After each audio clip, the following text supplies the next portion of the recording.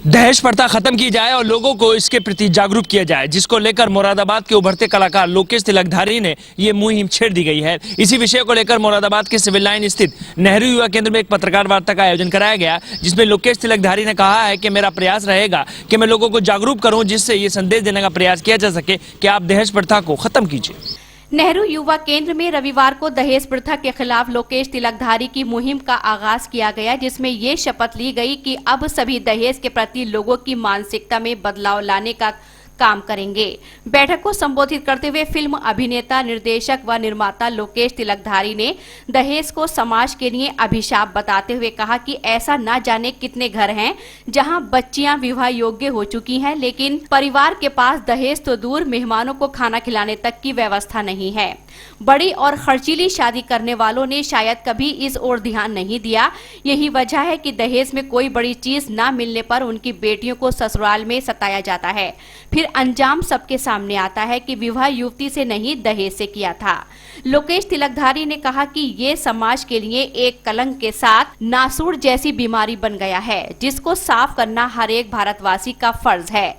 दहेज के खिलाफ शुरू की गई इस मुहिम में उन्होंने सभी से आगे आने की जहां अपील की है, वहीं अनुरोध भी किया है कि लोग दहेज को दरकिनार कर बहू को ही बेटी के रूप में घर लाएं, ताकि उनका खुद का जीवन एक खुशहाल जीवन बन सके।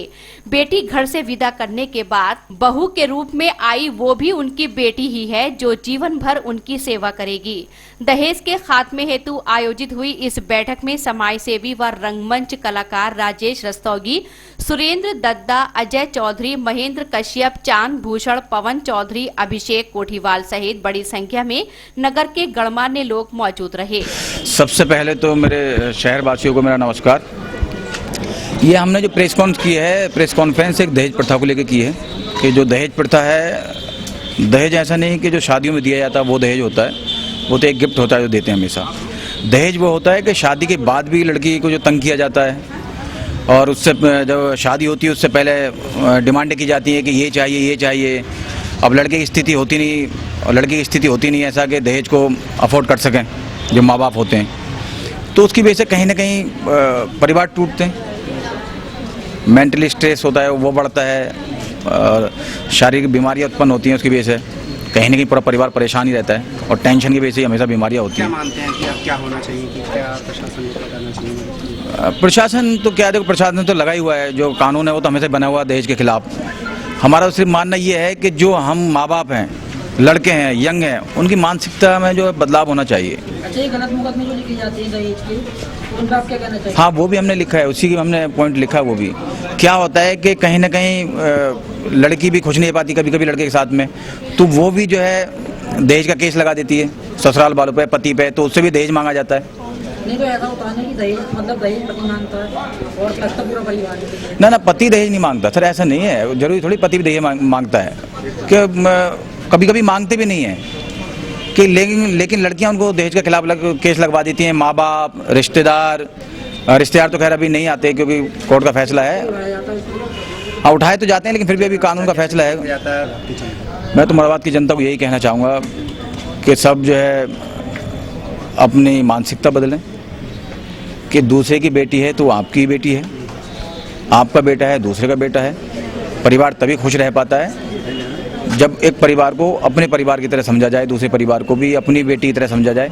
बाकी मेरे गुरुजी हैं, सर हैं, जो मुझे ही बॉम्बे लेके गए थे, इन्हीं की शिक्षा से मैं आगे बढ़ा हूँ धीरे धीरे। दहेज प्रथा एक अभिशाप है जो कि समाज को धीरे धीरे घुन की तरह चाट रही है। दहेज बिल्कुल बंद होना चाहिए। दहेज का जो पैसा होता है उससे किसी भी व्यक्ति का जीवन यापन नहीं हो सकता। थोड़े से पैसों से आदमी अपना जीवन नहीं चला सकता। हम उनको ये समझाना चाहते हैं कि आप कुछ ऐसे कर्म कीजिए ताकि आप खुद पैसा कमा सकें और अपने जीवन को अच्छे से चला सकें। लड़का और लड़की आज दोनों लोग शिक्षित हैं, दोनों लोग अच्छा व्यापार कर सकते हैं, अच्छी नौकरी कर सकते हैं।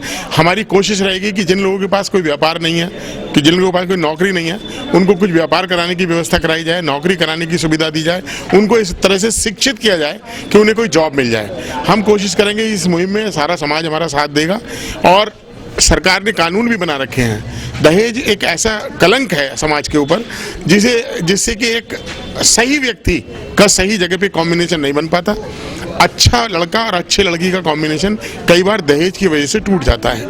हम चाहेंगे कि वो ना टूटे और इस तरह से सुचारू रूप से एक समाज, अच्छा समाज बने, अच्छे समाज को सुदृढ़ तरीके से सुरक्षित करके इस दहेज की प्रथा को खत्म करके समाज को हम आगे बढ़ाएं। जिस तरह से भी हमसे सुविधा दी जा सके कि हम देंगे, जितने भी हम सक्षम हैं इस प्रथा को खत्म करने में हम वो पूरी कोशिश करेंगे।